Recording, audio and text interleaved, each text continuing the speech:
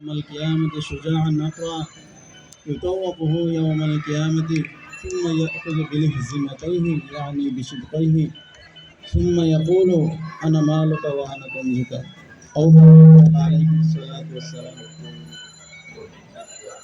সম্মানিত উপস্থিতি, সময় খুবই সংক্ষেপ, লম্বা চলা আলোচনা করার সুযোগ নেই। তাই যে আয়াতটা পড়ছি এই আয়াতের মধ্যে আল্লাহ পাক রব্বুল আলামিন বলতেছেন, যেই আয়াত এটা হলো সূরা মুমিনুনের একটা আয়াত। সূরা মুমিনুনের শুরুতে আল্লাহ পাক রব্বুল আলামিন মুমিনদের কিছু গুণাগুণ বর্ণনা করেছেন। তার মধ্যে একটা গুণ বর্ণনা করেছেন, যারা যাকাত আদায় করে।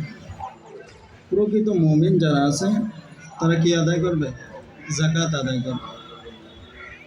এটা হলো মুমিনের গুণ। যাকাত ফরজ হওয়ার পরেও কোনো ব্যক্তি যদি যাকাত না দেয় তাহলে বোঝা যাইতেছে সে প্রকৃত মুমিন হতে পারে না। আর প্রকৃত মুমিন যারা আছে তাদের সম্পর্কে আল্লাহ তাআলা বলতেছেন, উলাইকা হুমুল ওয়ারিসুন আল্লাযীনা ইয়ারিসুনাল ফিরদাউসা হুম ফিহা খালিদুন। প্রকৃত মুমিন হচ্ছে তারাই যারা হচ্ছে ওয়ারিস হবে। কিসের ওয়ারিস? আল্লাযীনা ইয়ারিসুনাল জান্নাতা আল্লাযীনা ইয়ারিসুনাল ফিরদাউসা, তারা জান্নাতুল ফিরদাউসের কি হবে? ওয়ারিস হবে। প্রকৃত মুমিনরাই জান্নাতুল ফিরদাউসের ওয়ারিস হবে।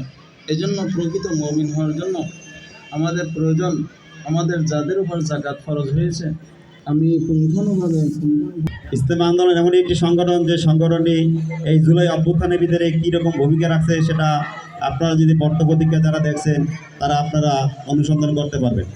কেননা ইসলামী আন্দোলন এমন একটি সংগঠন, এমন একটি রাজনীতি সংগঠন যে সংগঠনটি আপনার জুলাই অভ্যুত্থানের ভিতরে রাজনৈতিক ব্যানারে সর্বপ্রথম ইসলামী আন্দোলন শুরু থেকে নিয়ে শেষ পর্যন্ত ছিল।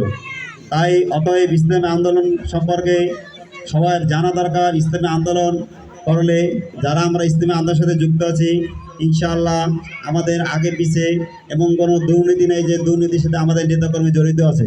তাই আমি এই মজলিসে যারা উপস্থিত আছেন, যারা ইসলামী আন্দোলন সম্পর্কে এখন অবগত নয়, সবাইকে উদাত্ত আহ্বান রাখবো ইসলামী আন্দোলনের সম্পর্কে জেনে ইসলামী আন্দোলনের পতাকা তলে এসে দিন কায়েমের জন্য আমাদেরকে সহযোগিতা করার জন্য। এই বলে আমি আমার বক্তব্য শেষ করছি। আসসালামু আলাইকুম রহমতুল্লাহ।